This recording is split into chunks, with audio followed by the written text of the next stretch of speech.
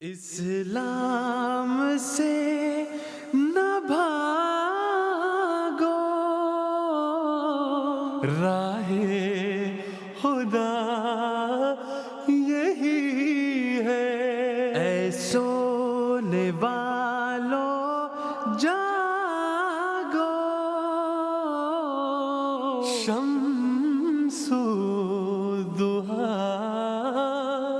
یہی ہے۔ اعوذ باللہ من الشیطان الرجیم، بسم اللہ الرحمن الرحیم۔ ناظرین کرام، السلام علیکم ورحمۃ اللہ وبرکاتہ۔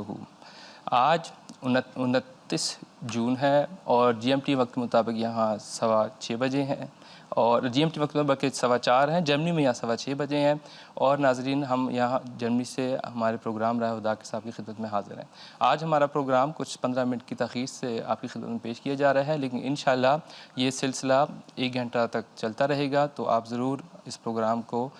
ملاحظہ کیجیے گا آگے بھی، اور ہمارے ساتھ رابطہ کریں۔ ہمارا پروگرام ہمیشہ کی طرح لائف اور انٹریکٹیو ہے۔ اس کا مطلب ہے کہ آپ ہم سے رابطہ کر سکتے ہیں، اپنا سوال پیش کر سکتے ہیں۔ جو رابطہ کرنے کی تفصیلات اور سہولتیں ہیں وہ بالکل سیم ہیں۔ آپ چاہیں تو فون کے ذریعے سے ہمارے ساتھ یہاں رابطہ کر سکتے ہیں۔ ہم انشاءاللہ کوشش کریں گے کہ کال بیک کر کے آپ کو ساتھ شامل کریں۔ اسی طرح سے واٹس ایپ کے ذریعے سے بھی اپنا سوال بھجوا کر ہم سے یہاں آپ اپنا جواب حاصل کر سکتے ہیں۔ ناظرین، آج کے ہمارے اس پروگرام میں ہمارے ساتھ شریک کی گفتگو ہوں گے۔ یہاں اسٹوڈیو میں مکرم حفیظ اللہ بھروانہ صاحب اور اسی طرح سے مکرم رحمۃ اللہ بندشاہ صاحب، اور فون کے ذریعے سے ہمارے ساتھ شامل رہیں گے مکرم شمشاد احمد قمر صاحب۔ ناظرین کرام، جیسا کہ آپ نے ہمارا پچھلا پروگرام بھی دیکھا، ہم ہمارے اس جرمنی صاحب کی خدمت پیش کی جانے والے سلسلے میں سیریز میں کا جو سلسلہ ہے اس میں ہم خلافت کے موضوع پر بات چیت گفتگو کر رہے ہیں۔ اللہ تعالیٰ کا ہم پر، امت مسلمہ پر بہت ہی بڑا احسان ہے۔ جہاں گزشتہ انبیاء اور ان کی شریعتیں اور ان کے ذریعے سے جو امتیں قائم ہوتی رہیں، ان کے ساتھ خدا تعالیٰ کا یہی سلوک رہا کہ وہ ایک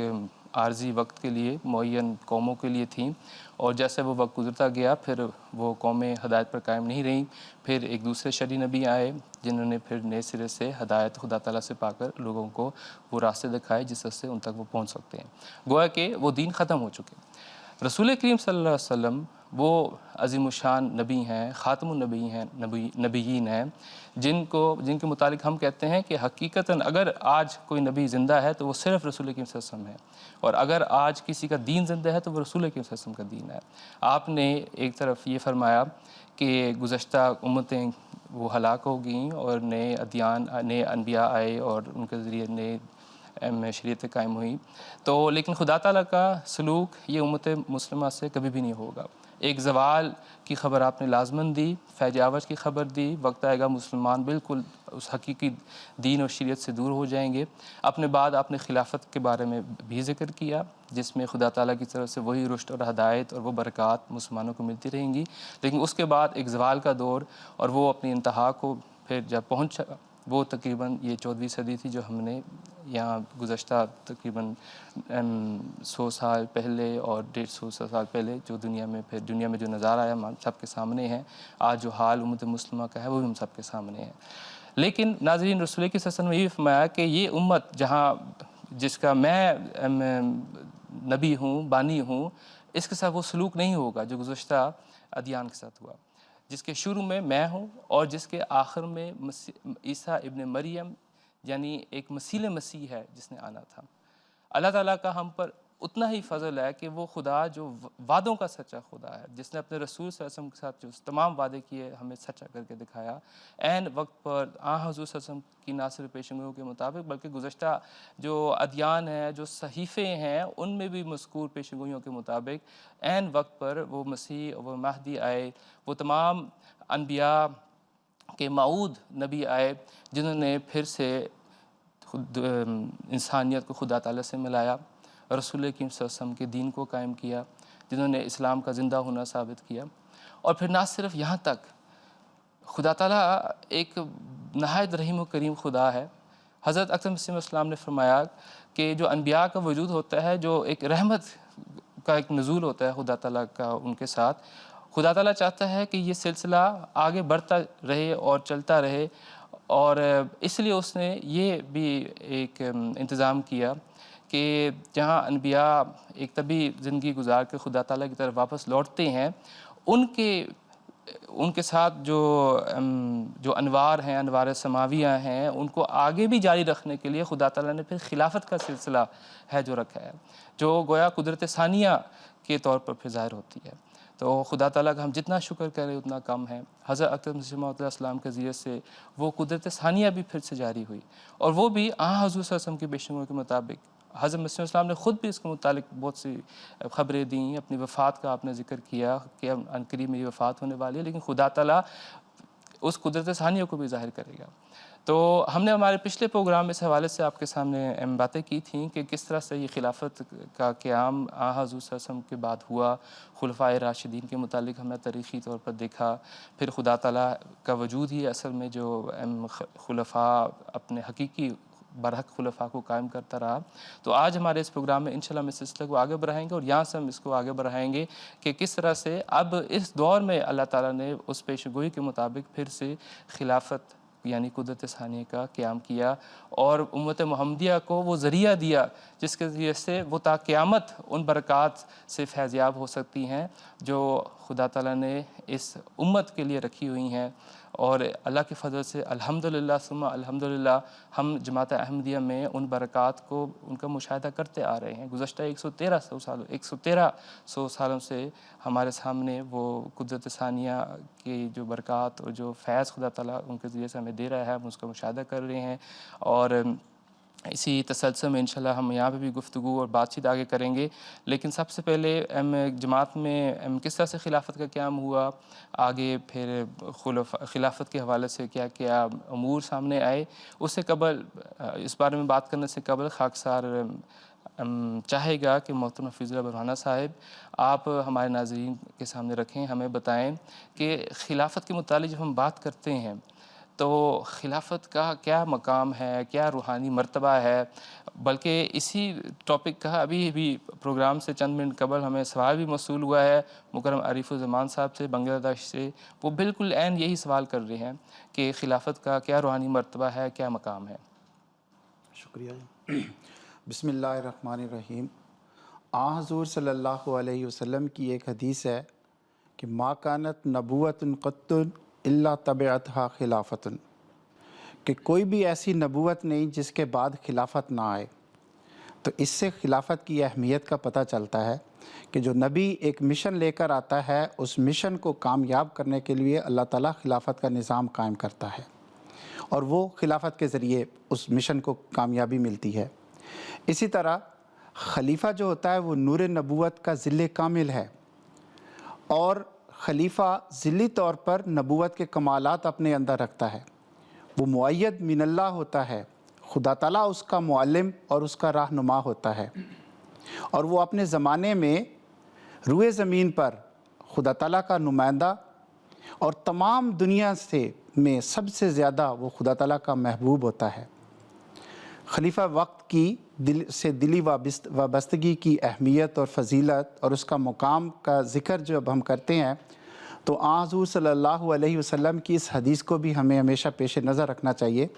حضور صلی اللہ علیہ وسلم نے فرمایا فَإِن رَأَيْتَ يَوْمَئِذٍ خَلِيفَةَ اللَّهِ فِي الْأَرْضِ فَالْزِمْهُ وَإِن نُهِكَ جِسْمُكَ وَأُخِذَ مَالُكَ،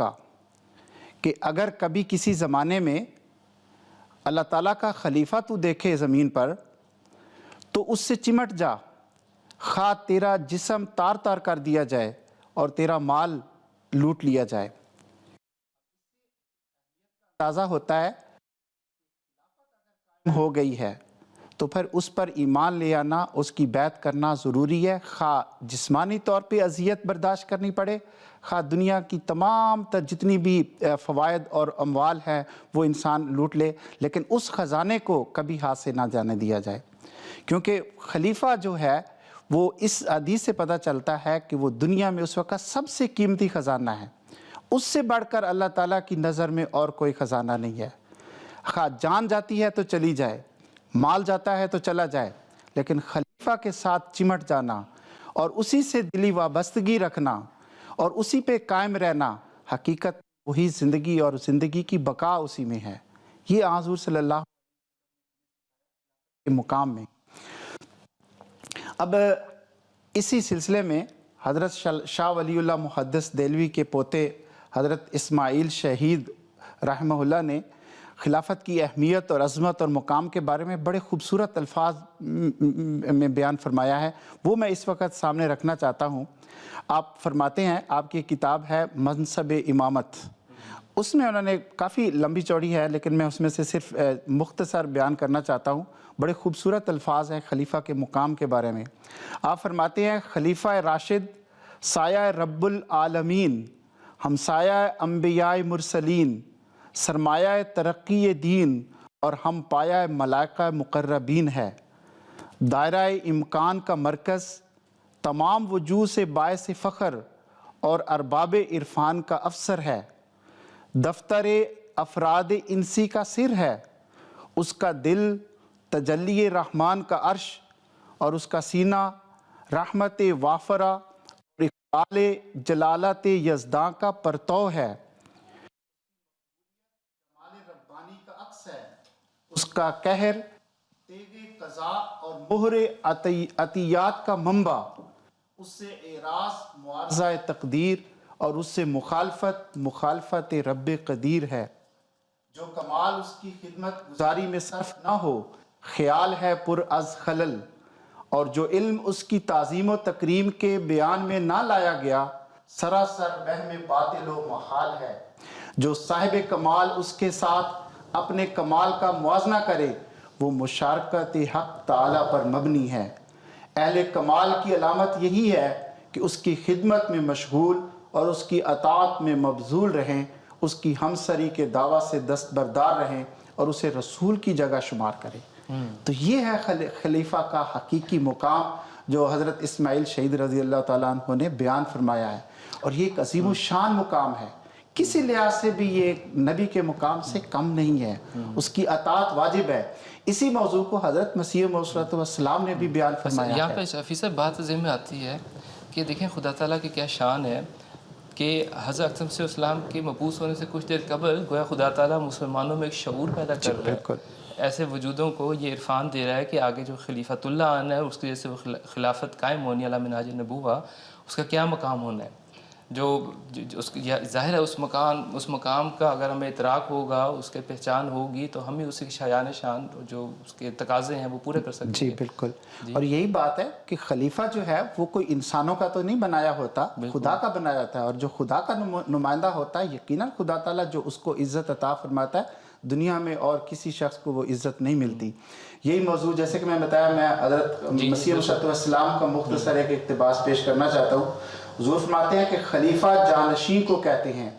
اور رسول کا جانشین حقیقی معنوں کے لحاظ سے وہی ہو سکتا ہے جو ذلی طور پر رسول کے کمالات اپنے اندر رکھتا ہو۔ خلیفہ در حقیقت رسول کا ذل ہوتا ہے، اور چونکہ کسی انسان کے لیے دائمی طور پر بقا نہیں، لہذا خدا تعالیٰ نے ارادہ کیا کہ رسولوں کے وجود کو، جو تمام دنیا کے وجودوں سے اشرف و اولیٰ ہیں، ذلی طور پر ہمیشہ کے لیے تا قیامت رکھے۔ سو اسی غرض سے خدا تعالیٰ نے خلافت کو تجویز کیا تا دنیا کبھی اور کسی زمانے میں برکات رسالہ سے محروم نہ رہے۔ تو یہ وہ نعمت ہے جو جماعت احمدیہ کے حصہ میں آئی، اور یہ وہ نعمت ہے جس پر ہمیں نازاں بھی ہونا چاہیے اور ہمیں فخر بھی کرنا چاہیے اور ہمیں اس کی حفاظت بھی کرنی چاہیے۔ بالکل، اور اللہ تعالیٰ کی فضل سے جماعت احمدیہ میں خدا تعالیٰ نے وہ شعور پیدا کی ہے جو اب آپ نے بھی شروع میں حدیث پڑھی کہ جب تم اس خلیفہ کو زمین میں دیکھو تو اسے زور سے مضبوطی سے چمٹ جاؤ، خواہ تمہارے جسم تار تار کیے جائیں، خواہ تمہارے مال لوٹے جائیں۔ آج یہ تو سلوک کر رہے ہیں جماعت احمدیہ کے ساتھ، اور ہم خلافت کے لیے اپنا سب کچھ قربان کرنے کے لیے تیار ہیں۔ اللہ تعالیٰ کا ہم پر احسان ہے، حضرت مسیح السلام نے ایک ایسی جماعت چھوڑی جو ایمان اور عمل صالح پر کاربند ہے، اس پہ چلنے والی ہے۔ تو جزاکم اللہ، ہم اسی مضمون کو انشاءاللہ دوسرے رنگ میں بھی آگے بڑھائیں گے۔ ناظرین، ابھی کچھ ہو سکتا ہے کچھ ہلکی سی ٹیکنیکل وجوہات کی بنا پر آپ کو آواز میں کچھ دقت محسوس ہوئی ہو، تو انشاءاللہ آگے اس پروگرام کو ہم حل کریں گے۔ اس طرح شروع میں نے 29 جون غلطی سے کہہ دیا تھا، 29 جون 29 مئی ہے آج، تو بہرحال یہ ریکارڈ کے لیے ضروری ہے، میں کہا بتا دوں۔ تو یہاں پر ہم آگے چلتے ہیں، تو ہم اس کے متعلق بات کرنا چاہیں گے کہ جیسے ابھی کہا کہ اللہ تعالیٰ کے فضل سے جماعت احمدیہ میں یہ خلافت موجود ہے۔ اب اس خلافت کا قیام کس طرح سے عمل میں آیا، اس کے متعلق ہم مکرم شمشاد احمد صاحب سے بات کریں گے۔ شمشاد صاحب براہ کرم ہمارے ناظرین کو آپ بتا دیں مختصراً وہ تاریخی صورتحال، وہ حالات جن کے تحت پھر حضرت مسیح السلام کے وصال کے بعد پھر خلافت قیام میں آئی۔ اعوذ باللہ من الشیطان الرجیم، بسم اللہ الرحمن الرحیم۔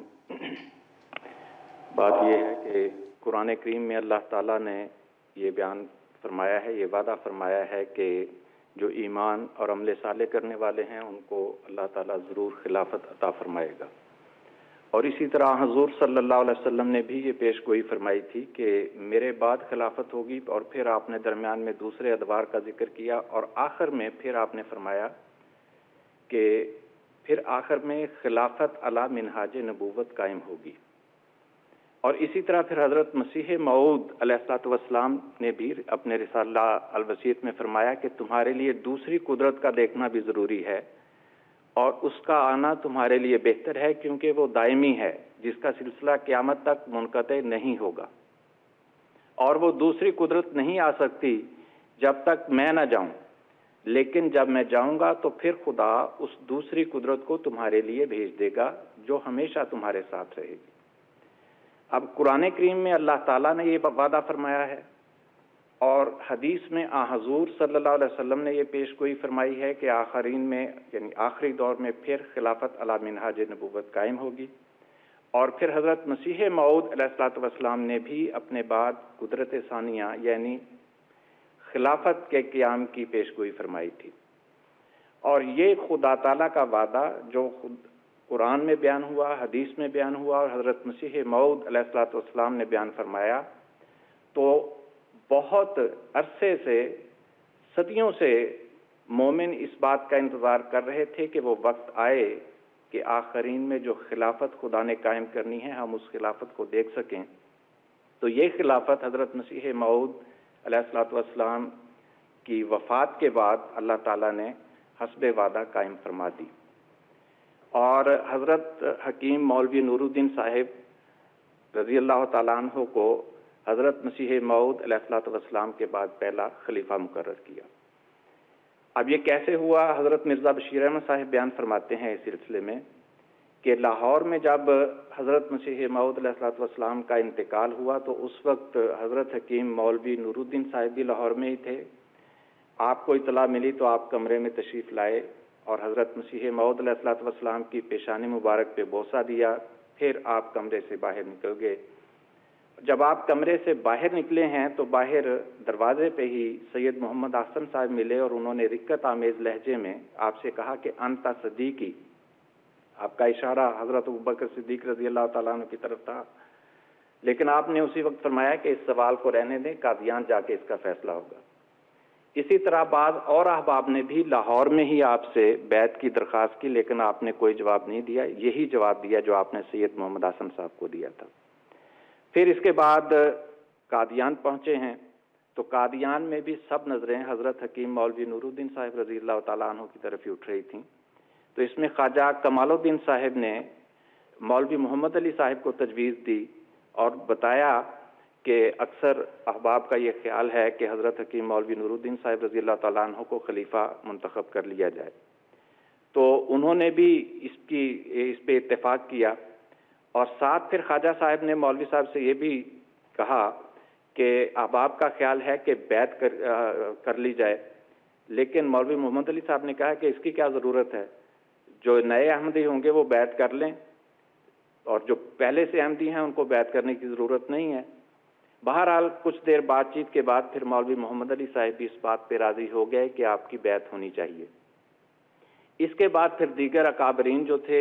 بزرگان، ان سے بھی مشورہ کیا گیا، جن میں شیخ رحمۃ اللہ صاحب، ڈاکٹر سید محمد حسین صاحب،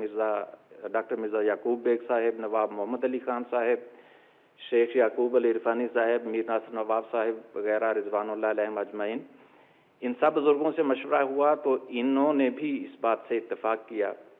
اور پھر حضرت صاحبزادہ مرزا بشیر الدین محمود احمد صاحب رضی اللہ تعالیٰ عنہ سے بھی مشورہ لیا گیا۔ تو آپ نے فرمایا کہ حضرت مولوی صاحب سے بڑھ کے اور کوئی نہیں، اور خلیفہ ضرور ہونا چاہیے، اور حضرت مولوی صاحب ہی خلیفہ ہونے چاہیے، ورنہ اختلاف کا اندیشہ ہے، اور حضرت اقدس کا الہام بھی ہے کہ اس جماعت کے 2 گروہ ہوں گے اور ایک کی طرف خدا ہوگا۔ تو اس کے بعد پھر حضرت اماں جان سے بھی مشورہ لیا گیا، تو آپ نے بھی مشورے سے اتفاق فرمایا اور آپ نے فرمایا کہ حضرت مولوی صاحب سے بڑھ کے کون اس قابل ہو سکتا ہے کہ حضرت مسیح موعود علیہ السلام کا جانشین ہو۔ اور پھر اس کے بعد یہ بھی فیصلہ ہوا کہ جس طرح حضرت ابوبکر صدیق رضی اللہ تعالیٰ عنہ کو حضور صلی اللہ علیہ وسلم کی تجہیز و تکفین سے پہلے منتخب کر لیا گیا تھا اور بیعت ہو گئی تھی، اسی طرح اب بھی ہو اور حضور کی تدفین سے پہلے بیعت ہو جائے۔ چنانچہ یہ مشورہ ہونے کے بعد خواجہ کمال الدین صاحب یہ تجویز لے کے حضرت حکیم مولوی نور الدین صاحب رضی اللہ تعالیٰ عنہ کے پاس تشریف لے گئے۔ تو آپ اس وقت گول کمرے میں موجود تھے، تو خواجہ صاحب نے جا کے احباب کی خواہش سے حضور کو مطلع کیا، تو آپ نے فرمایا کہ میں دعا کے بعد جواب دوں گا۔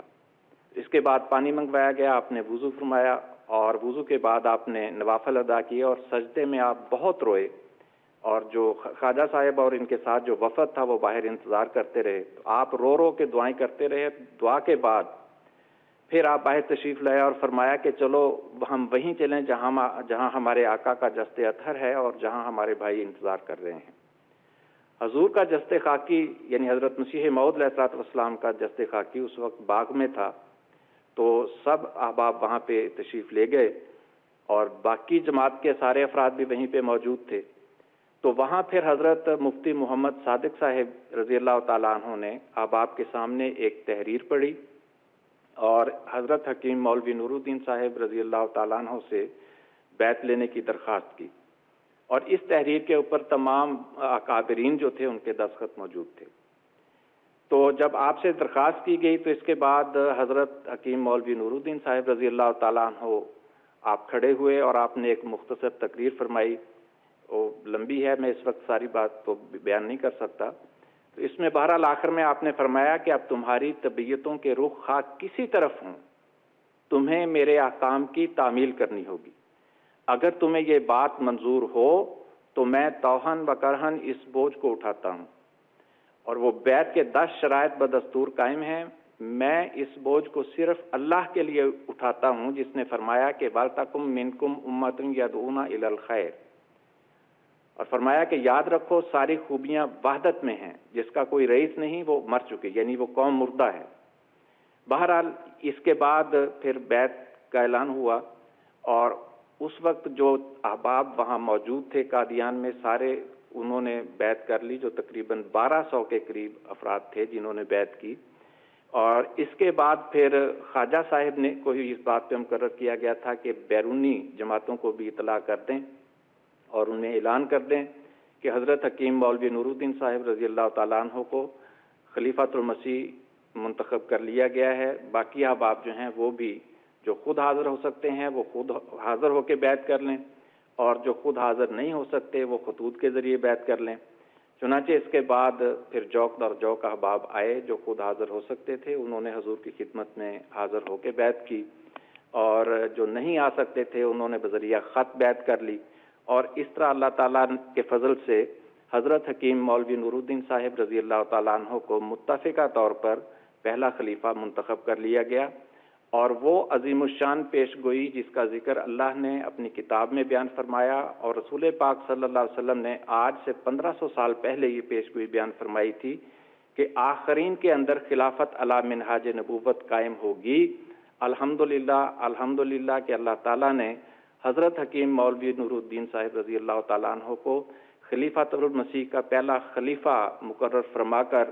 اس پیش گوئی کو پورا فرما دیا، اور یہ بابرکت نظام اللہ تعالیٰ کے فضل سے آج سے تقریباً 125 سال پہلے اللہ تعالیٰ نے جاری فرما دیا، جو آج تک جاری ہے اور انشاءاللہ قیامت تک جاری رہے گا۔ ٹھیک ہے شاہ صاحب، بہت بہت شکریہ۔ شاہ صاحب ایک چھوٹی سی بات اگر یہاں پر ہم اس کے بارے میں اس کا ذکر کر لیں تو یہ بہت ہمارے ناظرین کے لیے ایک بہت بڑا نشان بھی ہے خلافت کے حوالے سے، اور ایک دلچسپ واقعہ بھی ہے کہ کس طرح سے بعض افراد جو شروع سے بظاہر اس سے لگتا ہے کہ گویا وہ بہت نہایت مقرب ہیں کسی جماعت نبی کے، اور خدا تعالیٰ ان کے ساتھ ہے، لیکن بعد میں انہی لوگوں کا جو رویہ سامنے آتا ہے بعض وجوہات کی بنا پر، وہ دکھاتا ہے کہ انسان کو ہر وقت خدا تعالیٰ سے اس کی پناہ مانگنی چاہیے، اور اس بات کا بھی خوف دامنگیر رہنا چاہیے خدا تعالیٰ ہمیشہ ہدایت پر قائم رکھے اور نعمت کا شکر گزار بندہ بنتا رہے۔ یہاں پر ذکر خواجہ کمال الدین صاحب کا ہوا ہے۔ آپ نے جیسا کہ ابھی فرمایا کہ وہ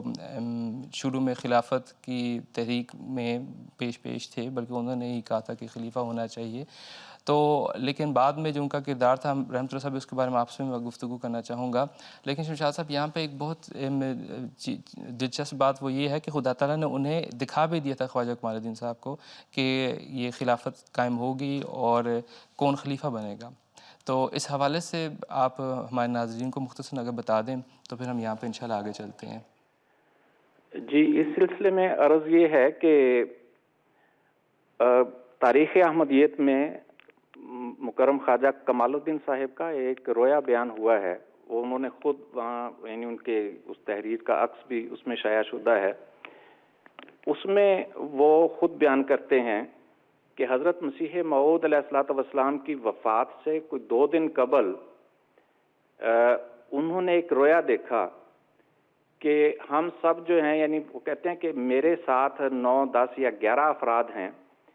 اور جن میں مولوی محمد علی صاحب بھی شامل ہیں، ہم سب شاہی خاندان کے افراد ہیں، مجھے یوں محسوس ہوتا ہے۔ اور پھر یہ اعلان، میں خواب تو تفصیل سے ہے، میں صرف مختصر طور پہ بیان کر رہا ہوں وقت کے لحاظ سے۔ تو پھر وہ کہتے ہیں کہ ہمیں یہ معلوم ہوا، اعلان ہوا کہ جو سلطنت کا سرتاج تھا وہ تخت سے الگ ہو چکا ہے اور نئی سلطنت جو ہے وہ قائم کر دی گئی ہے، اور ہمارے بارے میں یہ اعلان ہوا کہ ہم اسیر سلطانی ہیں، یعنی بادشاہ کے قیدی ہیں، اور ہمیں طلب کیا گیا ہے، جو نیا بادشاہ ہے، نیا سلطان بنا ہے، انہوں نے ہمیں طلب کیا ہے، اور ہم اس سلسلے میں پریشان ہیں۔ تو جب ہم گئے ہیں، وہ کہتے ہیں کہ ہمیں 2 حصوں میں تقسیم کر دیا گیا، کچھ افراد جو ہیں وہ مولوی محمد علی صاحب کے ساتھ ہیں اور کچھ میرے ساتھ ہیں۔ تو پہلے جب ہم دربار میں پہنچے تو مولوی محمد علی صاحب اور ان کے ساتھ جو 5-7 افراد تھے وہ اندر گئے، اور انہوں نے پھر جو بھی حکم سنا وہ وہاں سے باہر نکلے اور سر جھکا کے خاموشی سے وہ چلے گئے۔ اس کے بعد میرے ساتھ 3-4 اور افراد ہیں، تو میں اندر جاتا ہوں۔ تو جب میں اندر جاتا ہوں تو کیا دیکھتا ہوں کہ وہ سلطان یعنی بادشاہ حضرت حکیم مولوی نور الدین صاحب رضی اللہ تعالیٰ عنہ ہیں۔ اور جب میں پیش ہوتا ہوں باقی احباب کے ساتھ تو حضور فرماتے ہیں کہ تمہیں معلوم ہے کہ تم کس حیثیت سے میرے سامنے آئے ہو، تمہاری کیا حیثیت ہے؟ وہ کہتے ہیں کہ میں نے عرض کی کہ جی مجھے معلوم ہے کہ وہ پہلا دور بدل گیا ہے، نئی سلطنت قائم ہو گئی ہے اور ہم آپ کی سلطنت کے اسیر ہیں۔ تو حضور نے پوچھا کہ پھر آپ کے ساتھ کیا سلوک کیا جائے؟ تو کہتے ہیں میں ذرا لاپرواہی سے جواب دیتا ہوں کہ آپ بادشاہ ہیں، جو چاہیں آپ سلوک کر سکتے ہیں۔ تو حضور نے فرمایا کہ کیوں نہ آپ کو اس وطن سے، ان وطنوں سے نکال کر دوسرے وطنوں میں آباد کر دیا جائے، کیوں نہ یعنی جلا وطن کر دیا جائے۔ تو میں نے کہتے عرض کیا کہ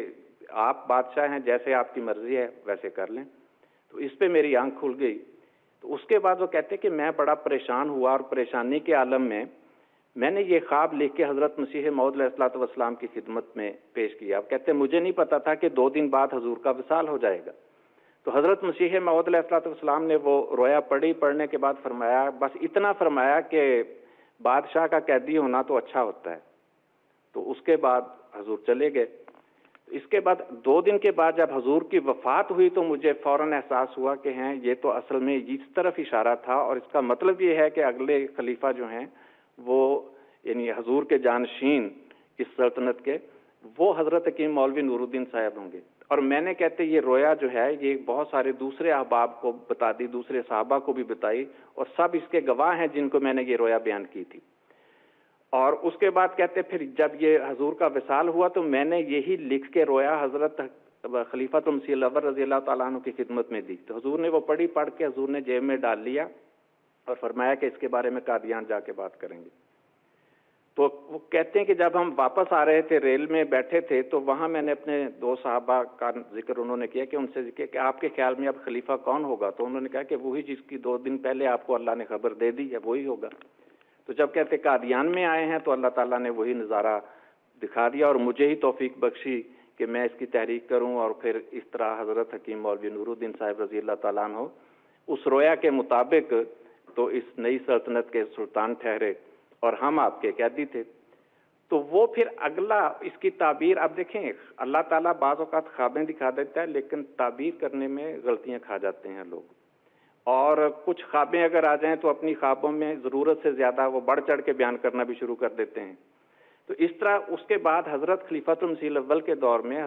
جب خواجہ صاحب کو برطانیہ بھیجا گیا تبلیغ کے لیے، تو اس وقت وہاں سے پھر وہ کہتے ہیں مجھے پھر احساس ہوا کہ جو جلا وطن کرنا تھا خدا کی خاطر وہ تو میں ہو گیا ہوں، یعنی مجھے ہندوستان سے حضور نے یہاں بھجوا دیا تبلیغ اسلام کے لیے۔ تو میں نے پھر حضور کو خط لکھا کہ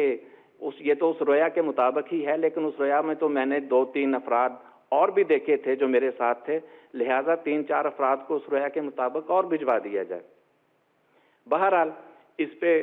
عرض یہ ہے کہ انہوں نے، اب خواجہ صاحب نے یہ خواب تو دیکھا تھا، اور اس میں ایک تو اللہ تعالیٰ نے یہ بیان فرما دیا کہ حضرت مسیح موعود علیہ الصلوۃ والسلام کے بعد خلافت جو ہے، یعنی حضرت مسیح علیہ السلام کی جانشینی، وہ حضرت حکیم مولوی نور الدین صاحب رضی اللہ تعالیٰ عنہ کو ملے گی، اور وہ اس سلطنت کے بادشاہ ہوں گے۔ دوسرا، خواجہ صاحب نے جو جلا وطنی سے مراد یہ لیا کہ ہندوستان سے ولایت چلے جانا، یہ ان کی ذاتی رائے تھی، جبکہ خدا تعالیٰ نے جو عملاً صورتحال دکھائی وہ بالکل مختلف تھی۔ وہ یہ تھی کہ حضرت مسیح موعود علیہ الصلوۃ والسلام کس چیز کے سلطان تھے، کس چیز کے بادشاہ تھے؟ وہ تو ہندوستان کے بادشاہ نہیں تھے، نہ برطانیہ کے بادشاہ تھے، نہ دنیاوی سلطنتیں یہ مراد تھیں حضرت مسیح علیہ السلام کی۔ تو خلیفہ اسی چیز کی جانشینی کرتا ہے جو نبی جس چیز کا وارث ہوتا ہے، خلیفہ اسی چیز کو وراثت میں پاتا ہے۔ اگر نبی بادشاہ ظاہری معنوں میں ہے تو خلیفہ بھی ظاہری معنوں میں ہوتا ہے، اور اگر نبی روحانی بادشاہت رکھتا ہے تو خلیفہ بھی روحانی بادشاہت رکھتا ہے۔ تو حضرت مسیح علیہ السلام نے تو واضح فرمایا کہ مجھ کو کیا ملکوں سے، میرا ملک ہے سب سے جدا، مجھ کو کیا تاجوں سے، میرا تاج ہے رضوان یار، ملک روحانی کی شاہی کی نہیں کوئی نظیر، وہ بہت گزرے ہیں دنیا میں امیر و تاجدار۔ تو اصل میں تو یہ بادشاہت تھی، اور خواجہ صاحب کو دراصل خدا نے بتا دیا تھا کہ تمہاری کسی غلطی کی وجہ سے تم اس روحانی سلطنت سے باہر نکل جاؤ گے، جلا وطن ہو جاؤ گے۔ اور یہ کب ہوگا؟ جب حضرت حکیم مولوی نور الدین صاحب رضی اللہ تعالیٰ عنہ کو اللہ تعالیٰ یہ سلطانی سونپ دے گا، تو اس کے بعد اس آپ کی سلطانی تک تو آپ قید رہیں گے، اس بادشاہ کے اسیر رہیں گے، لیکن اس کے بعد آپ کو جلا وطن کر دیا جائے گا۔ یہ دراصل مطلب تھا، اس روحانی سلطنت سے نکالنا مراد تھا، نہ کہ جسمانی طور۔ خواجہ صاحب اس کو جسمانی طور پہ سمجھ کے اور اپنی یہ سمجھتے رہے کہ میری رویا پوری ہو گئی۔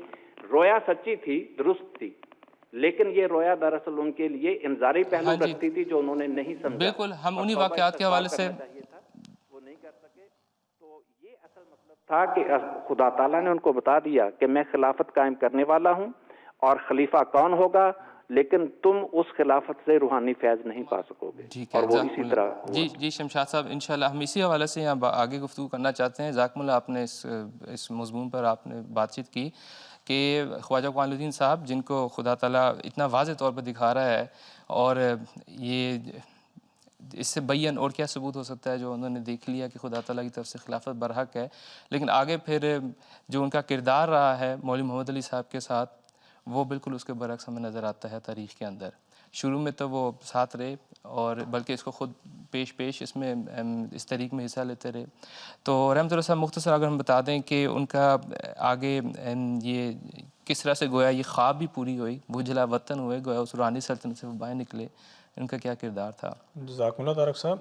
بات یہ ہے کہ مسیح موعود علیہ السلام کا دعویٰ ہے کہ رسول اللہ صلی اللہ علیہ وسلم کی اتباع میں آپ نبی اللہ ہیں، تو ظاہر ہے کہ آپ نے جس جماعت کی بنیاد رکھی، اس میں بھی اسی قسم کے واقعات پیش آنا لازم تھے جیسے سابقہ انبیاء کے واقعات ہوتے ہیں۔ رسول کے وسلم کا ذکر کیا، وہاں پہ تو کاتب وحی بھی ایک تھے، حضرت عبداللہ بن ابی سرا، بلکہ اس سے بڑھ کر ایک عبداللہ بن ابی سرا مرتد ہو گیا، کاتب وحی تھا، بلکہ بخاری شریف میں حدیث موجود ہے کہ حضور فرماتے ہیں قیامت کے دن میرے صحابہ باز لائے جائیں گے، میں کہوں گا اللہ سے کہ اے خدا اسیح ہابی اسیح، یہ تو میرے صحابہ تھے۔ گویا صحابی ہونا اور بعد میں قائم رہنا بھی ضروری ہے۔ حضرت عیسیٰ کے بارے میں بھی آتا ہے، اناجیل پڑھیں کہ 12 حواری تھے، ایک نے 30 روپے لے کر یہودا اسکروتی نے بیچنے کی کوشش کی، پطرس نے آپ پر لعنت کی، تو گویا یہ کوئی ایسی بات نہیں کہ جو مقرب ہے وہ دور نہیں ہو سکتا. بالکل. لیکن انہوں نے ان کے اعمال کیا ہیں، کیا سامنے ہوا آتا یہ ہے؟ ہے کہ خواجہ صاحب ابتداً اسلام سے متنفر جب ہو رہے تھے تو ان کو اچانک حضرت مسیح موعود علیہ السلام کی کتب پہنچی، تو ان میں اسلام کا دفاع ہوتا ہوا نظر آیا، اسلام فرنٹ فٹ پہ آیا، تو یہ فوری طور پر احمدیت میں جذب ہوئے ہیں. اور انہوں نے حضرت مسیح موعود علیہ السلام قرب میں ترقی بھی کی ہے، اس میں بھی کوئی دو رائے نہیں ہے. لیکن خواجہ صاحب اور مولوی صاحب کیونکہ دنوی علم بھی پڑھے ہوئے تھے، تو ان کا بہرحال ہر دوسرے طریق سے اینگل یہی تھا کہ جمہوریت اور مغربیت والا جو کنسیپٹ ہے وہ بار بار آتا تھا. جہاں تک کہ 1905 میں وطن اخبار تھا، انہوں نے ایک تجویز پیش کی کہ ہم رسالہ ریویو فار ریلیجنز کے مضامین کو وطن اخبار میں شائع کریں گے 2 شرائط کے ساتھ. ایک مرزا صاحب کا نام نہیں ہوگا، دوسرا احمدیت کا نام نہیں ہوگا، موٹے موٹے تائید اسلام میں مضامین ہوں گے. تو یہ ان کے ساتھ بلکہ معاہدہ کر رہا ہے کہ ہاں ٹھیک بات آپ کی درست کی ہے. تو جب یہ بات حضرت مسیح موعود علیہ السلام کو پہنچی تو حضور نے کہا میرا نام نکال کے، میری تعلیم نکال کے کس اسلام کو آپ پیش کرنا چاہیں گے. تو خواجہ صاحب ابتداء بہت مقرب بھی رہے. حضرت خلیفہ مسیح اول رضی اللہ تعالیٰ عنہ کی خلافت کے بعد جس طرح ابھی شمشاد صاحب نے تذکرہ کیا کہ جو پہلا اعلان الفضل میں شائع ہوا تھا وہ بھی خواجہ صاحب قائم مقام سیکرٹری انجمن احمدیہ تھے، ان کی طرف سے شائع ہوا تھا، جس میں معین طور پر لکھا تھا کہ بمطابق رسالہ الوصیت مندرجہ رسالہ الوصیت، کہ رسالہ الوصیت میں جس جانشینی کا تذکرہ مسیح موعود علیہ السلام نے کیا ہے اسی کے مطابق ہم نے حضرت خلیفۃ المسیح الاول کو چنا ہے. حضرت خلیفۃ المسیح الاول کو چننے کا جانشینی کا تذکرہ کیا کیا تھا؟ حضور علیہ السلام نے رسالہ الوصیت میں حضرت ابوبکر کی مثال دی تھی. تو یہ حضرت خلیفۃ المسیح الاول، بلکہ یاد آیا جیسے ہی حضرت خلیفۃ المسیح الاول کا انتخاب ہوا تو کوئی ہفتہ 10 دن ہی گزرے تھے کہ خلیفۃ مسیح ثانی رضی اللہ تعالیٰ عنہ بعد میں جو منتخب ہوئے اس وقت میاں محمود تھے. تو خواجہ کمال الدین صاحب اور میاں مولوی محمد علی صاحب ایک دفعہ خلیفہ مسیح اول رضی اللہ تعالیٰ عنہ کی جب انتخاب کے بعد حضرت خلیفہ مسیح ثانی کے پاس آئے اور کہا میاں صاحب ایک غلطی ہو گئی ہے. میں کیا ہوا؟ خیر ہو. ہم نے مولوی صاحب کی بیعت تو کر لی ہے لیکن اختیارات لامحدود دے دیے ہیں، وہی جو آپ نے کہا تھا کہ میری بات ویسے ہی ماننی پڑے گی جیسے مسیح موعود علیہ السلام کی، تو یہ تو بہرحال غلطی ہو گئی ہے. تو حضرت خلیفہ مسیح ثانی فرماتے ہیں میں نے کہا بھائی اب آپ نہیں کچھ بھی کر سکتے. جس وقت حضور نے کہا تھا کہ بھائی اگر مجھے میری بیعت کرنی ہے تو ویسی ہی بیعت کرنی پڑے گی، ویسے ہی اطاعت کرنی پڑے گی جیسے مسیح موعود علیہ السلام کی کرتے ہو. میرے ہاتھ میں بکنے کا نام ہے بیعت. تو ہمارے پاس کیا اختیار بھی؟ خادموں کے پاس آقا کا جو اس کا ڈیفینیٹ کریں کہ بھی فلاں فلاں اس کا اختیار ہے، فلاں نہیں ہے. خواجہ صاحب نے بلکہ اس کے بعد بھی اسی ترتیب کو جاری رکھا، جن کی کوشش تھی کسی نہ کسی طرح جمہوریت اور انجمن کو حاکمیت قائم کی جائے. 1908 میں جلسہ جو ہوا ہے اس میں بھی انہوں نے لاہور میں پہلے اجلاس ہوا انجمن کا، اور جو مقررین تھے 1908 کے جلسہ میں ان کی اغلب اکثریت وہ تھی جو بعد میں لاہوری جماعت میں شامل ہوئے. انہوں نے ساری جو تقاریر کی تھی ان کا لب لعاب یہی تھا کہ بھئی انجمن حاکم ہے. اور اس کو سمجھتے ہوئے سید حضرت میر اسحاق صاحب نے کچھ سوالات لکھے خلیفہ مسیح اول کی خدمت میں پیش کیے کہ حضور کیا انجمن حاکم ہے یا خلیفہ حاکم ہے، حاکم اعلیٰ کون ہے؟ تو ظاہر اس میں عام طور پہ تو کلیئرٹی تھی، لیکن حضور نے ان سوالات کو بھجوا دیا مولوی محمد علی صاحب کے پاس کہ جواب دیں. تو جب مولوی محمد علی صاحب سے وہ جوابات آئے تو حضور تو حیران رہ گئے کہ مولوی صاحب تو کہہ رہے ہیں کہ بھئی انجمن حاکم ہے. اس پہ حضور نے کہا اچھا جی اس کی 40 کاپیاں کروائی جائیں اور تمام انجمنوں کو جو ذیلی انجمنیں ہیں جس طرح آج کل عمارتیں ہوتی ہیں اس بھجوایا جائیں. تو 31 جنوری 1909 کو حضور نے قادیان میں ایک اجتماع منعقد کیا، ایک شورا بنائی. اس میں پھر حضور نے بہرحال اچھی طرح سمجھایا سب کو، جہاں تک فرمایا کہ میں تو کسی انجمن کے خلیفہ بنانے پر تھوکتا بھی نہیں ہوں، مجھے تو خدا نے خلیفہ بنایا ہے. جس طرح عثمان رضی اللہ عنہ کا قول تھا نا کہ خدا نے جو قمیض مجھے پہنائی ہے تمہارے میں ضرورت نہیں ہے کہ میرے سے وہ قمیض چھین سکو. تو حضور نے یہی سمجھایا یہ خدا نے مجھے خلیفہ بنایا ہے، تمہارے میں ضرورت نہیں کہ میرے سے خلافت چھین سکو. تو یعنی اس قسم کی باتیں پھر یہاں پر جو چیز سامنے نظر آ رہی ہے یہی ہے کہ انہوں نے خلیفہ کے لیے پیشکش کر دی، مان بھی لیا، بیعت بھی کر لی، لیکن وقت کے گزرنے کے ساتھ انہیں احساس ہوا کہ ہماری جو اپنی جو ساری اتھارٹی تھی، ہمارا جو کہنا تھا، ایک انجمن تھی، ایک باڈی تھی، جیسے کام کو چلانے کے لیے انجمنیں قائم ہوتی ہیں، تو اس کے اختیارات سارے جاتے گئے. تو یہاں پر پھر انہیں مسئلہ پیش آیا جس کے ساتھ پھر مولوی محمد علی صاحب بھی ساتھ شامل ہوئے. اور ایک اور پہلو بھی تھا کہ انہیں جماعت میں نظر آ رہا تھا کہ جماعت کا سارا جو رخ ہے اس وقت صاحبزادہ حضرت مرزا محمود احمد صاحب کی طرف ہے، کہ گویا اب یہ تو عمر رسیدہ ہے، انہوں نے وفات پا لینی ہے ان قریب، تو ان کے بعد جو خلیفہ جو ہوگا پھر تو وہی سلسلہ آگے چلتا رہے گا. تو یہاں پہ آ کے آپ ہمیں رائے کرم بتائیں کہ جب بعد میں پھر واقعتاً بھی خدا تعالیٰ نے کیونکہ خلیفہ بنانا تھا، جو مرضی شخص کھڑا ہوتا، جو مرضی اس کا مقام ہوتا، تو بہرحال وہ خلیفہ بنے حضرت مرزا محمود احمد، حضرت مرزا بشیر الدین محمود احمد رضی اللہ عنہ. اور وہاں پر وہ لاہوری گروپ جن کو ہم کہتے ہیں کہ وہ پیغامی لاہوری جو یہاں سے تعلق رکھنے والے تھے، وہ کس طرح سے پھر علیحدہ ہوئے؟ وہ کیا پھر واقعہ ہے جہاں پہ یہ وجہ کہ دو میرے خیال میں بیسک واقعات ایسے ہوئے جن کی وجہ سے جو پھر باقاعدہ طور پر حضرت خلیفۃ المسیح ثانی جو اس میاں محمود کہلاتے تھے ان کے خلاف ہوئے. 1910 میں حضرت خلیفۃ المسیح الاول رضی اللہ تعالیٰ عنہ گھوڑے سے گر گئے تھے، تو طبیعت بہت زیادہ خراب ہوئی، حتیٰ کہ حضور نے اپنی وصیت لکھوائی آپ کے خادم خاص سے شیخ تیمور احمد صاحب. حضور نے ان کو وصیت لکھوائی کہ میرے بعد وصیت لکھوائی کہ اس کو بند رکھو، جب میرا انتقال ہو جائے تو یہ سب انجمن اور سب کے سامنے اعلان پیش کی جائے. اس میں حضور نے میاں محمود کا خلیفہ کے طور پر نام لکھ کے دیا تھا. تو جب ان کو پتہ چلا بعد میں جو لاہوری گروپ بنا کہ اس میں حضور نے کوئی وصیت لکھوائی ہے، تو انہوں نے لیمپ کی گرمی دے کر گوند سے جڑا ہوا تھا کاغذ، اس کو کھولا اور درمیان میں میاں محمود کا نام لکھا تھا. پہلا تو ٹرننگ پوائنٹ یہ ہوا کہ ان کو پتہ لگ گیا کہ بعد میں ہمارا تو نہیں بلکہ خلیفہ سے اول تو میاں محمود کو اپنا جانشین سمجھ رہے ہیں. دوسرا یہ ہوا کہ جب 1912 میں حضرت خلیفۃ المسیح ثانی جو اس وقت میاں محمود کہلاتے تھے حج کے لیے آپ تشریف لے گئے. اس کے بعد ہندوستان کے مختلف مدارس سے علمی ماحول چیک کرنے کے لیے کس طرح جو غیر احمدی علماء پڑھاتے ہیں سہارنپور وغیرہ دیوبند وغیرہ تشریف لے گئے. تو وہاں ساتھ ساتھ اس حضور نے کچھ پمفلٹ بھی لکھنے 2 ورق کے مضامین لکھنے شروع کیے. تو ظاہر ہے اللہ کا فضل تھا آپ پہ. تو آپ کی شہرت جماعت میں اور غیروں میں انتہائی تیزی کے ساتھ پھیلی ہے کہ یہ تو مرجع خلاص بنا ہوا ہے. تو اس وقت خواجہ صاحب نے بڑی ہی ہوشیاری کے ساتھ ایک تیر سے 2 شکار کھیلنے کی کوشش کی. انہوں نے حضرت خلیفہ سے اول کی خدمت میں لکھا کہ بلکہ پیش ہوئے کہا کہ میاں صاحب تو بڑے ہی اہم شخصیت ہیں، اس طرح ان کا ہندوستان میں اور باہر کی جماعتوں میں جانا خطرے سے خالی نہیں ہے، حفاظت کا مسائل پیدا ہو سکتے ہیں. اماں جان کے پاس بھی گئے کہ محبت کے لبادے میں کہ جی باہر جاتے ہیں ہمارے پاس حفاظت کے اس قدر انتظامات نہیں تو نقصان ہو سکتا ہے، تو آپ کو قادیان تک محدود کرنے کی کوشش کی. لیکن جس طرح مسیح مولا اسلام نے خواب بھی دیکھا ہوا تھا کہ بعض لاہور ایک اس خواب کا حصہ تھا کہ لاہور میں کچھ بے شرم لوگ ہیں جو بعد میں میری خلافت سے الگ ہوں گے، وہ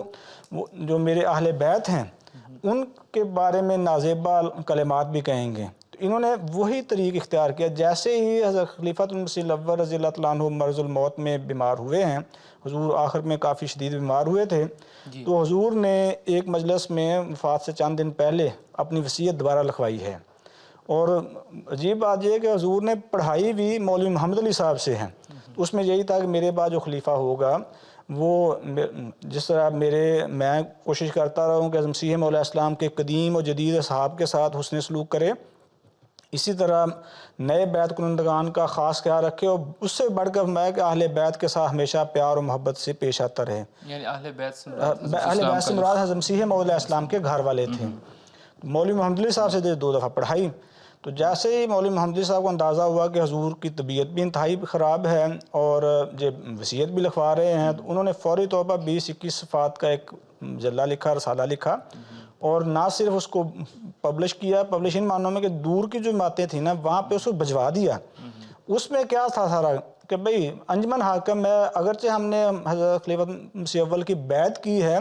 لیکن یہ بیعت مطاع نہیں ہے. وہ نہیں کہ آپ حاکم اعلیٰ ہیں، یہ پیر والی بیعت ہے کہ ہم آپ نکاح پڑھا دیا کریں، نمازیں پڑھا دیا کریں، جنازے پڑھا دیا کریں. اصل حاکم انجمن ہی ہے. خلافت کا رتبہ گھٹانے کی کوشش کر رہے تھے اور سارے اختیارات انجمن کی طرف لٹانے کی کوشش تھی. پھر ان حالات کے باوجود خلیفہ حضرت مرزا محمود احمد صاحب بنے. وہ ہوا یہ کہ جیسے ہی حضرت خلیفہ سے اول کی جمعے والے دن 14 مارچ کو وفات ہوئی،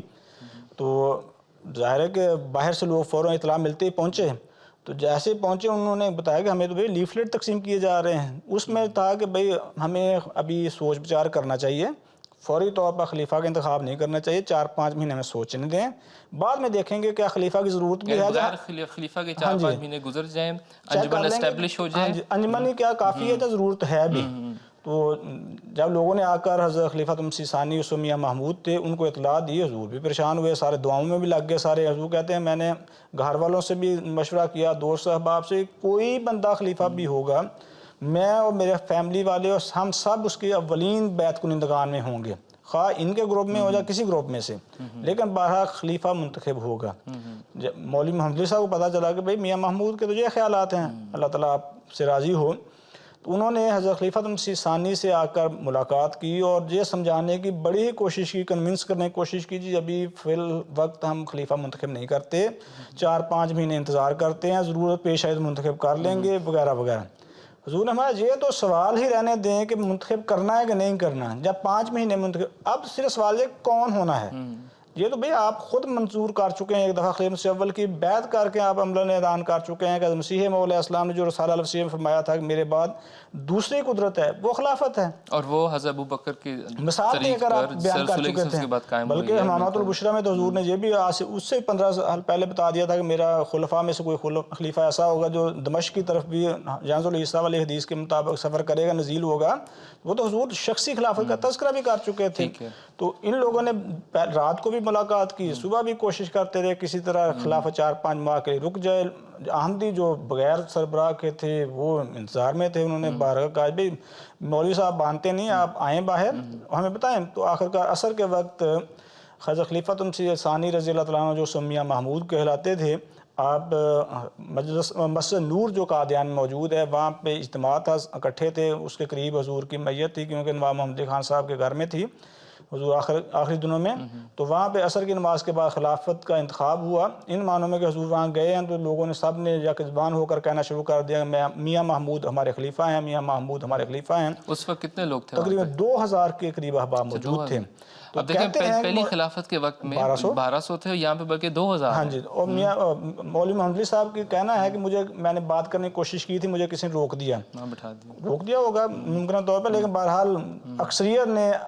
فوری طور پر خلیفۃ مسیح ثانی کی بیعت کی. تو جب ایک خلیفہ منتخب ہو جاتا ہے تو اس کو نہ معزول کیا جا سکتا ہے نہ اس کو واپس لایا جا سکتا ہے. تو یہاں پہ مختصراً آگے اس طرح سے کہ پھر گویا کیونکہ انجمن وہ تو چاہتے تھے کہ سارا انجمن کے ہاتھ میں رہے. ہاں جی. تو ان کے ساتھ جو سارا گروپ تھا وہ انجمن میں بھی سارے جو مال بھی تھا, جو بھی جماعتی جو سارا اثاثہ تھا جو اس طرح کا تھا, اس کی تفصیل ابھی کل ہی حضور نے بھی خطبے میں مختصر بیان کر دی ہے. تو خدا تعالیٰ رحمت اللہ صاحب ہم یہاں پہ اس کو مختصر ختم کرتے ہیں, ہم آگے چلتے ہیں. تو خدا تعالیٰ نے پھر کس طرح سے پھر تائید کی خلیفہ ثانی کی, باوجود ان حالات کے کیسے وہ 25 سال کی عمر میں نوجوان اور خلافت اور عظیم الشان صحابہ جو حضرت مسیح السلام کی تربیت یافتہ اور مقرب, ان حالات میں کس طرح سے انہوں نے اپنے خلافت کا دور اور کیسے خدا تعالیٰ نے خوف کا عمل میں بدلا اور ترقیات دی, انشاءاللہ ہم اپنے اگلے پروگرام میں اس بارے میں تفصیل سے بات کریں گے. اب ہمارے پاس ناظرین کے سوالات آئے ہیں تو میں چاہتا ہوں کہ ہم ان کی طرف بھی یہاں پہ اب توجہ دیں اور ان کو بھی ہم ساتھ شامل کرتے جائیں. بہت سے سوالات ایسے آئے ہیں جو ہماری گفتگو میں بھی حل ہوتے ہیں ناظرین, لیکن کچھ ہیں مثلا رانا محمود صاحب ہیں, وہ پاکستان سے ہیں. فضل اللہ صاحب آپ سے درخواست ہے, وہ پوچھتے ہیں کہ جماعت میں خلیفہ کو کون سے لوگ منتخب کرتے ہیں. تو اس حوالے سے پچھلے پروگرام میں بھی بات ہوئی تھی. تو پھر آگے بہرحال یہ ساتھ پوچھتے ہیں کہ ہم اگر دوسرے لوگ منتخب کرتے ہیں تو ہم ان کے انتخاب پر ہم کیوں پابند ہو جاتے ہیں؟ تو اس پر مختصر آپ بتا دیں. ابھی میں نے خلیفہ کا مقام بتایا جو صلی اللہ علیہ وسلم اور اللہ تعالیٰ کے نزدیک ہے. تو اگر ایک ایسی شخصیت ہے جس کا اس قدر مقام ہے, اس کی اطاعت کرنا, اگر اس کی بیعت میں داخل ہونے ہیں, رحمت اللہ صاحب نے ابھی بتایا کہ بیعت کا مطلب کیا ہے کہ کسی کے ہاتھ پہ بک جانا. تو جو کسی کے ہاتھ پہ بک جاتا ہے پھر اس کی اپنی مرضی نہیں چلتی, جو خریدنے والا ہے پھر اس کی مرضی چلتی ہے. تو جب اگر آپ نے خلیفہ کو مان لیا ہے, آپ نے اس کے ہاتھ پہ بیعت کر لی ہے اور امر بالمعروف کا آپ نے یہ تہیہ کیا ہے کہ جو خلیفہ وقت ارشاد فرمائیں گے ہم اس کی اطاعت کرتے, پھر اس کی ہی اطاعت کی جاتی ہے, اس کے حکم مانے جاتے ہیں. یہ نہیں ہے کہ پھر ہم کیوں اطاعت کریں, یہ سوال ہی غلط ہے. دوسری بات یہ ہے کہ انتخاب کے بارے میں بھی ہم نے تفصیل سے پہلے بات کی تھی. جماعت احمدیہ میں انتخاب کا طریق وہی ہے جو حضور صلی اللہ علیہ وسلم کے بعد خلافت راشدہ میں مختلف طریقے اختیار کیے گئے تھے، خواہ انتخاب خلافت اولیٰ ہو یا انتخابات خلافت ثانیہ ہو۔ ہاں رہا یہ سوال کہ اس وقت جماعت میں کیا انتخاب کا طریق ہے، تو وہ حضرت خلیفۃ المسیح ثانی نے انتخاب خلافت کمیٹی کا انعقاد فرمایا، جس میں جماعت کے پایہ کے علماء، اس وقت حضرت مسیح موعود علیہ السلام کے صحابہ، مختلف اضلاع کے ملکوں کے امراء وغیرہ اس میں شامل کیا، اور اس طرح حضرت خلیفۃ المسیح رابع کے زمانے میں پھر اس میں بعض ترمیمات کی گئی۔ خلیفہ وقت حق رکھتا ہے، وہ کر سکتا ہے، تو وہ انتخاب خلافت کمیٹی جو خلیفہ وقت نے مقرر کی ہوتی ہے اور جو اس وقت جماعت کے اندر قائم ہے اور خلیفہ وقت نے ہی مقرر کی ہے، وہ لوگ بیٹھتے ہیں اور وہ بغیر کسی دوسرے شخص کے مشورے کے یا مشورہ دینے کے وہ خلیفہ کا انتخاب کرتے ہیں، اور وہ جماعت کے اندر سے ہی ہیں، وہ لوگ کوئی باہر سے نہیں ہیں، جماعت ہی کی نمائندے ہیں، اور جو مختلف ملکوں میں یا مربیان مشنری انچارج ہیں، تو اس طرح کے جو لوگ ہیں جو اللہ تعالیٰ کے مقربین ہیں، اور خدا تعالیٰ نے ان کو جماعت کے مختلف امور ان کے سپرد کیے ہوئے ہیں، تو خلیفہ وقت ان کے انتخاب کر کے ان کی ایک کمیٹی بنائی ہے، اور وہ اس طرح انتخاب ہوتا ہے۔ اور وہ کمیٹی خود موجودہ خلیفہ وقت ہی اس کمیٹی کو تشکیل دیتا ہے، اور آپ نے پچھلے پروگرام میں بھی بتایا تھا کہ یہ بھی کوئی نئی بات نہیں، حضرت عمر نے بھی ایک کمیٹی تشکیل دی تھی، ٹھیک ہے؟ تو جس طرح سے وہاں پر ہم اس انتخاب کو خدا کی طرف منسوب کرتے ہیں، تو اس میں کیا مشکل ہے؟ اور یہی آخری بات میری مختصر، کہ کمیٹی انتخاب کرتی ہے، لیکن ہمارا یہ ایمان ہے، اور اس میں خدا تعالیٰ کی طرف سے یہ ثابت بھی ہوتا ہے کہ وہ ہوتا خدا کا نمائندہ ہے، خدا اس کا انتخاب کرتا ہے، تو پھر جب جس کا خدا انتخاب کرتا ہے پھر اس کی اطاعت واجب ہوتی ہے۔ بالکل۔ تو ناظرین، جماعت احمدیہ کی 113 سالہ تاریخ ہے جب سے یہ خلافت قائم ہوتی ہو رہی ہے۔ خدا تعالیٰ کا ہاتھ کس طرح سے خلافت کے ساتھ ہے، وہ تمام علامتیں جو خلافت کے ساتھ خدا تعالیٰ سورہ نور میں بیان فرماتا ہے، خوف کا امن میں بدلتا ہے، دین میں تمکنت عطا فرماتا ہے، ایسی جماعت قائم کرتا ہے جو صرف خدا واحد کی عبادت کرنے والی ہوتی ہے، شرک سے دور رہنے والی ہوتی ہے۔ تو یہ جماعت احمدیہ کی تاریخ ساری ایک خدا تعالیٰ کی فعلی شہادت ہے جو آپ کو وہاں پہ نظر آ رہی ہے کہ یہ انتخاب کسی اور کا نہیں بلکہ خدا تعالیٰ کا ہے۔ تو ہم یہاں پہ آگے چلتے ہیں۔ مکرم شمشاد احمد صاحب، ڈاکٹر خالد محمود صاحب ہیں کینیڈا سے، وہ یہ سوال کرتے ہیں کہ حدیث میں آیا ہے کہ علماء امتی کا انبیاء بنی اسرائیل، کہ میری امت کے علماء بنی اسرائیل کے انبیاء کی طرح ہیں، تو کیا اس میں خلفاء، مجددین اور صالحین بھی شامل ہیں؟ اگر اختصار سے آپ اس پر جواب اس کے متعلق ہمیں بتا دیں، شکریہ۔ جی، عرض یہ ہے کہ یہ درست ہے کہ حضور صلی اللہ علیہ وسلم کی یہ حدیث ہے کہ علماء امتی کا انبیاء بنی اسرائیل، کہ میری امت کے علماء بنی اسرائیل کے انبیاء کی طرح ہیں۔ اور دوسری طرف حضور نے اپنی امت کے علماء کی اور اپنی امت کی ایک اور حالت بھی بتائی ہے۔ اب یہ دو گروہوں میں تقسیم ہو جاتا ہے۔ فرمایا کہ میری امت جو ہے وہ 73 فرقوں میں تقسیم ہو جائے گی، اور ان میں سے ہر فرقہ جو ہے وہ آگ میں جانے والا ہوگا سوائے ایک کے، اور ان کی جو نشانیاں بیان فرمائی ہیں ان میں بھی یہی فرمایا کہ مساجدہم عامرہ وہی خراب من الہدی، کہ ان کی مسجدیں تو آباد ہوں گی، بہت رونق ہوگی، لیکن ہدایت سے خالی ہوں گی۔ علماؤہم شر من تحت ادیم السماء، اور ان کے جو علماء ہوں گے وہ آسمان کے نیچے بدترین مخلوق ہوں گے۔ اب دیکھیں دو گروہوں میں ایک تو وہ علماء ہیں جو علماء ہم ہیں کہلاتے، وہ بھی مسلمان ہیں، مسجدیں ان کی بھی آباد ہیں، لیکن فرمایا کہ ان کے پاس ہدایت نہیں ہوگی اور آسمان کے نیچے بدترین مخلوق ہوں گے، کہ انہی میں سے فتنے نکلیں گے اور انہی میں لوٹ جائیں گے۔ اب اس کی بہت لمبی چوڑی وضاحت کی ضرورت نہیں کہ آج کے علماء کی حالت کیا ہے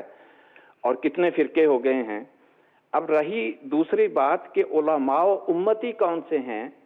جن کو بنی اسرائیل کے انبیاء کے برابر قرار دیا ہے۔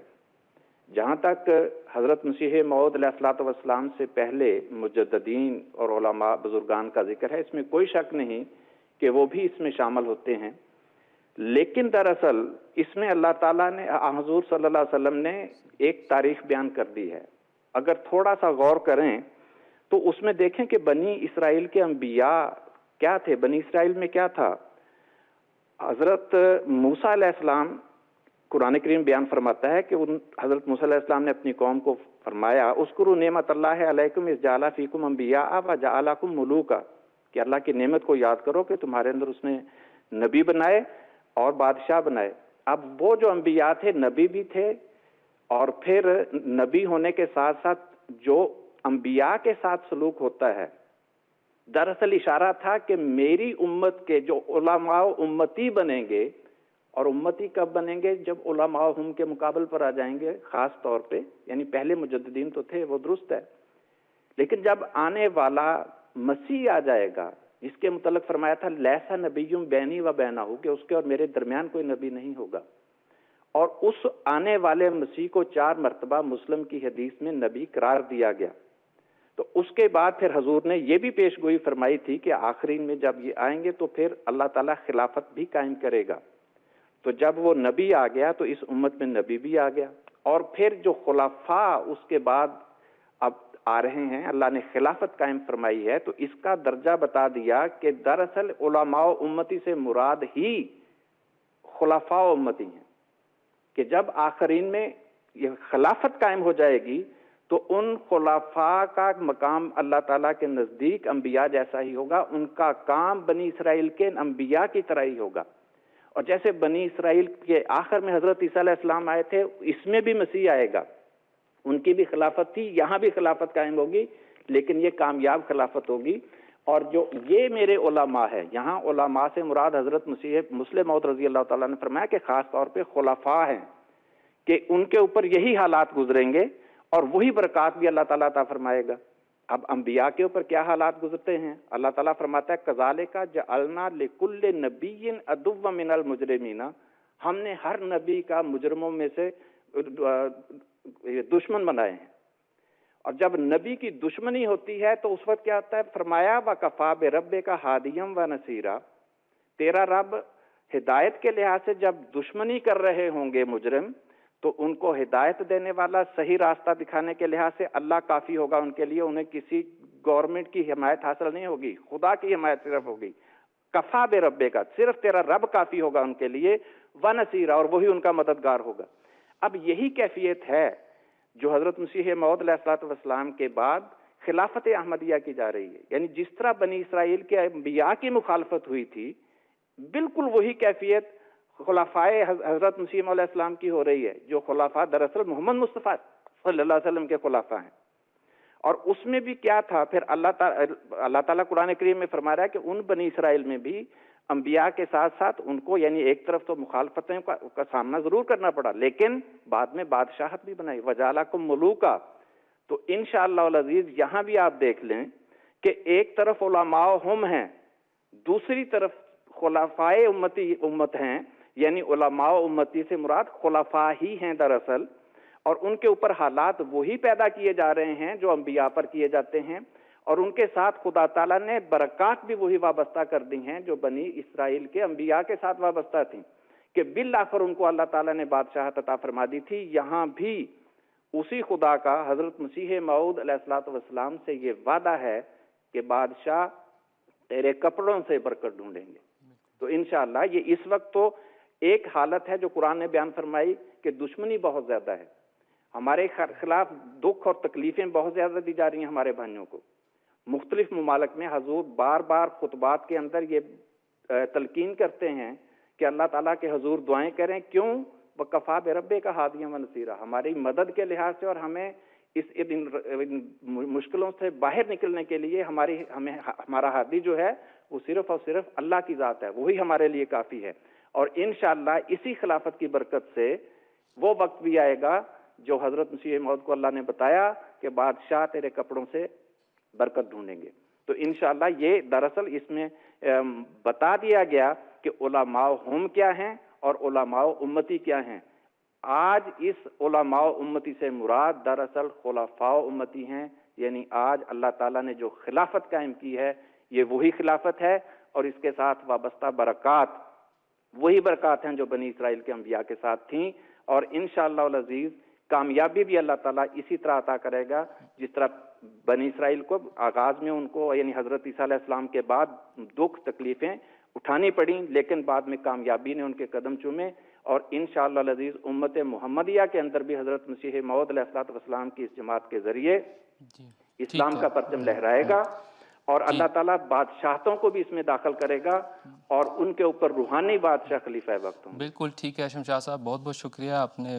بہت اچھے انداز سے ہمیں اس حوالے سے بتایا ہمارے ناظرین کو. اور اللہ تعالیٰ کے فضل سے بادشاہتیں عطا بھی ہو رہی ہیں. افریقہ کے بعض ایسے ممالک ہیں جہاں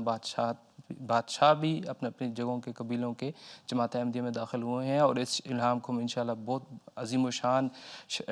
طریقے سے بھی انشاءاللہ آئندہ بھی دیکھیں گے. تو یہاں ہم اپنے پروگرام کے اختتام کو پہنچ چکے ہیں. ناظرین، یہ احساس بہرحال باقی رہ جاتا ہے کہ آپ کی طرف سے سوالات موصول ہوتے ہیں، ان کو ہم پوری طرح سے پروگرام میں شامل نہیں کر پاتے. تو اسی طرح سے آج بھی بہت سے سوالات آئے ہیں، تو ہم اگلے پروگرام میں انشاءاللہ کوشش کریں گے کہ آپ کے سوالات کو بھی ساتھ ساتھ ہم لے کر یہاں ان کا جواب دیتے رہیں. لیکن یہ مضامین بھی ضروری ہیں جو یہاں پہ آپ کے سامنے ہم نے یہاں رکھے ہیں، جن کا ذکر کرنا بھی ضروری ہے. خاکسار آپ کا ناظرین شکر ادا کرتا ہے. اسی کے ساتھ ہمارے جو شرکاء ہیں، محترم حفیظ اللہ صاحب، رحمۃ اللہ صاحب اور شمشاد صاحب، آپ کا سب کا بہت بہت شکریہ. تو انشاءاللہ اگلے ہفتے اسی ٹائم GMT وقت کے مطابق شام 4 بجے ہم آپ کی خدمت میں حاضر ہوں گے. تب تک کے لیے السلام علیکم ورحمۃ اللہ وبرکاتہ. ہم تو رکھتے ہیں مسلمانوں کا دین، ہم تو رکھتے ہیں مسلمانوں کا دین. دل سے ہے خدا میں ختم